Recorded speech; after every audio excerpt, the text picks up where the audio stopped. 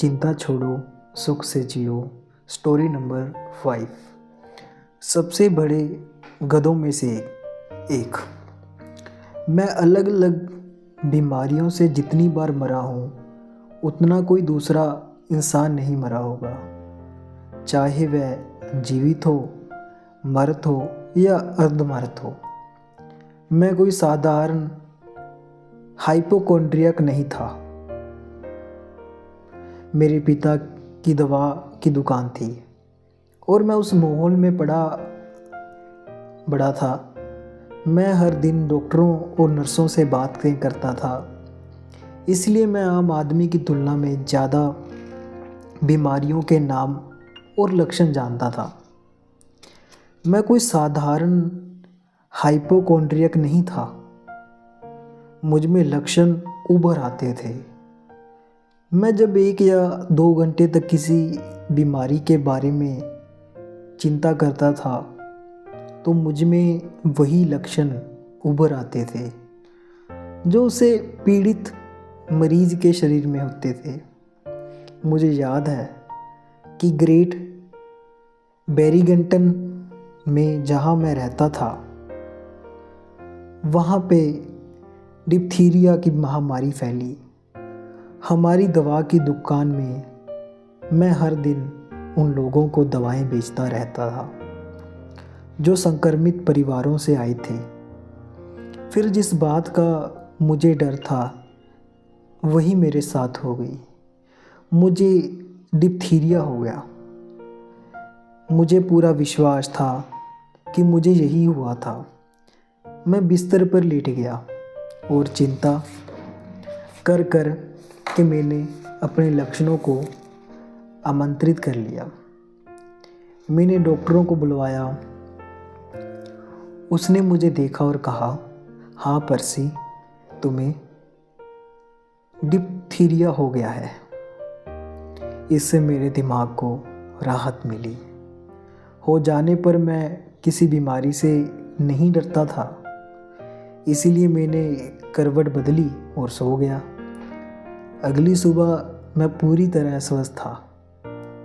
बरसों तक मैंने अपनी अलग अलग पहचान बनाई और लोगों को बहुत ध्यान व सहानुभूति हासिल की है। क्योंकि मैं असामान्य और अजीबोगरीब बीमारियों का विशेषज्ञ था, मैं हर बार जबड़े संबंधी रोग, लाक्जा और हाइड्रोफोबिया से मरा हूँ।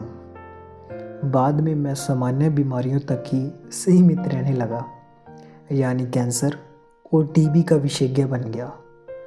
अब मैं इस बारे में हंस सकता हूँ, परंतु उस वक्त यह बहुत दुखद था। बरसों तक मैंने सचमुच और ईमानदारी से यह डर महसूस किया है कि मेरे पैर कब में लटके हुए हैं। जब वसंत में नया सूट खरीदने का समय आता था तो मैं खुद से पूछता था, क्या मुझे इस पैसे को बर्बाद करना चाहिए? जबकि मैं जानता हूँ कि मैं इस सूट को पूरी तरह से पहनने के लिए जिंदा नहीं बचूंगा। बहरहाल मैं अपनी प्रगति बताते समय खुश हूँ। पिछले 10 साल में मैं एक बार भी नहीं मरा हूँ। मैं मरना किस तरह छोड़ा? अपनी मूर्खतापूर्ण कल्पना पर हंसकर। हर बार जब भी मैं भयानक लक्षणों को आते देखता था तो मैं अपने आप पर हंसने लगता था और कहता था, देखो तुम 20 साल से एक के बाद एक बहुत सी घातक बीमारियों से मर रहे हो, फिर भी तुम्हारा स्वास्थ्य आज बहुत अच्छा है। हाल ही में मैं एक बीमा कंपनी ने तुम्हारा फिर से बीमा किया है। क्या यह समय नहीं है कि तुम थोड़ा अलग हटकर चिंता करने वाले उस मूर्ख पर अच्छी तरह हंसो जो कि तुम हो?